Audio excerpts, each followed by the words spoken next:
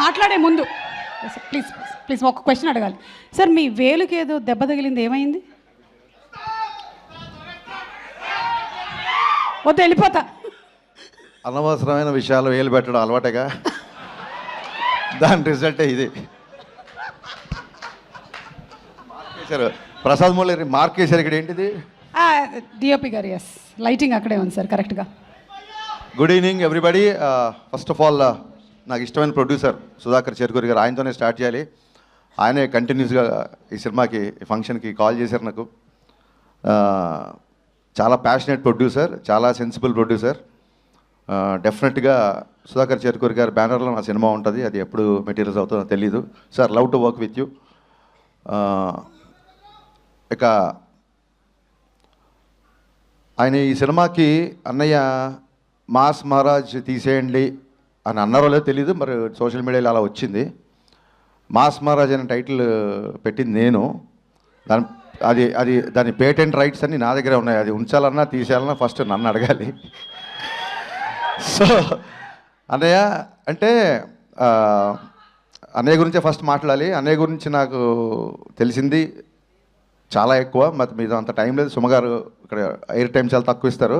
ఒక ఇంపార్టెంట్ విషయం చెప్పాల్సింది ఏంటంటే, మిరపకాయ వచ్చినా మిస్టర్ బచ్చన్ వచ్చినా ఒకేలా ఉండే వ్యక్తి మాస్ మహారాజ్ రవితేజ. ఏ రోజు నన్ను మిరపకాయ ఇచ్చినప్పుడు నన్ను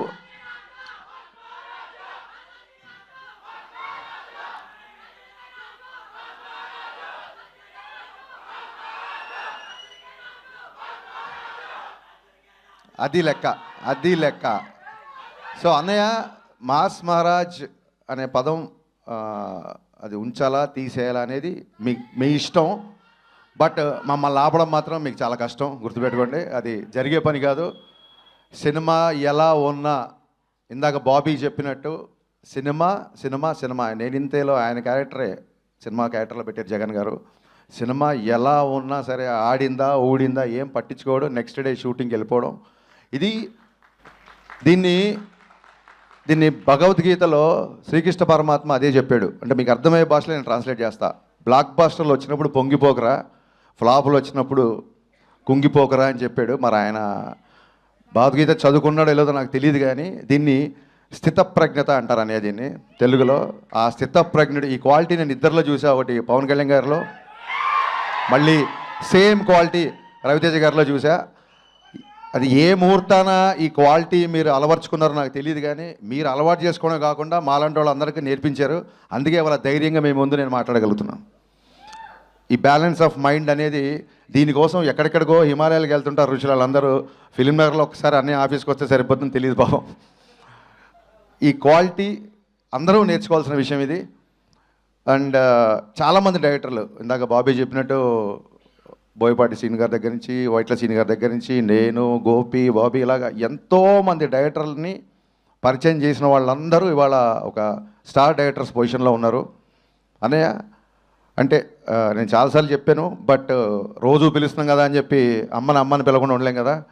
నాకు డైరెక్టర్గా జన్మ పునర్జన్మ రెండే ఇచ్చింది మాస్ మహారాజ్. థ్యాంక్ యూ అన్నయ్య.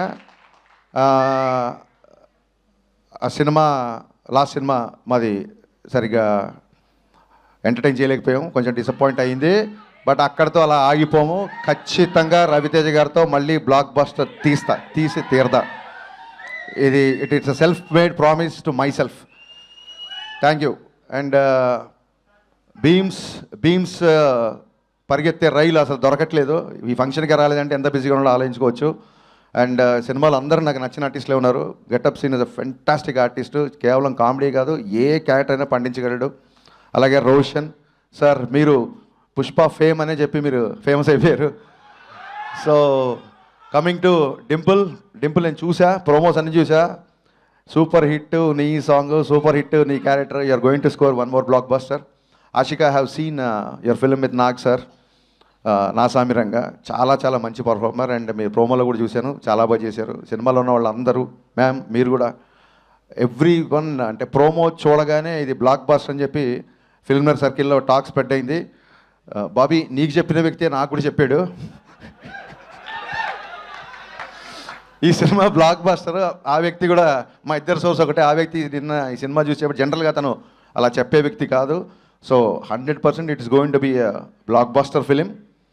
అండ్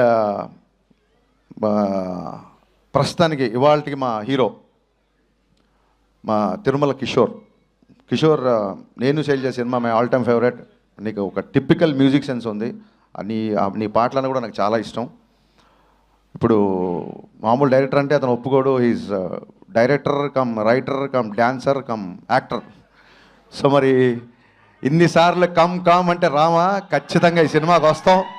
ఈ సినిమాని బ్లాక్ బాస్టర్ చేస్తాం. Kishore, this is going to be blockbuster. ఒక చిన్న సెంటిమెంట్ ఉంది సినిమా వెనకాల. కరెక్ట్గా కొన్ని సంవత్సరాల క్రితం, నాకు ఇయర్ గుర్తు లెక్క కాదు చెప్తే మళ్ళీ వీళ్ళు ఏజ్ లెక్కట్టేస్తారు. సో కొన్ని సంవత్సరాల క్రితం జనవరి 13న మిరపకాయ రిలీజ్ అయ్యి బ్లాక్ బాస్టర్ అయింది. మళ్ళీ జనవరి 13 సేమ్ కెమెరామెన్. ఆ సినిమా కెమెరామెన్ రామ్ ప్రసాద్ అయినా సరే, ప్రసాద్ మూరెళ్ళ వాట్ ఆ డెస్టినీ, వాట్ ఆ లైఫ్ ప్రసాద్ అన్న. జనవరి 13th రవితేజ గారు బ్లాక్ బాస్టర్ మిరపకాయ ఇచ్చావు. మళ్ళీ జనవరి 13 రవితేజ గారి సినిమా నువ్వు చేసావు. సో ఈ సెంటిమెంట్లు అన్నీ వర్కౌట్ అవుతున్నాయి. ఈ cinema it's going to be a clean family blockbuster. Trust me. Yeah, Sankranti కొడుతున్నాం, చాలా గట్టిగా కొడుతున్నాం. Thank you. సంక్రాంతి ట్రాఫిక్ అవనియండి తమ్ముడు, మనకు చాలా టైం ఉంది ఇంకా. Ready. Thank you so much Harishankar గారు, and thank you so much Bobby గారు. Requesting you all to please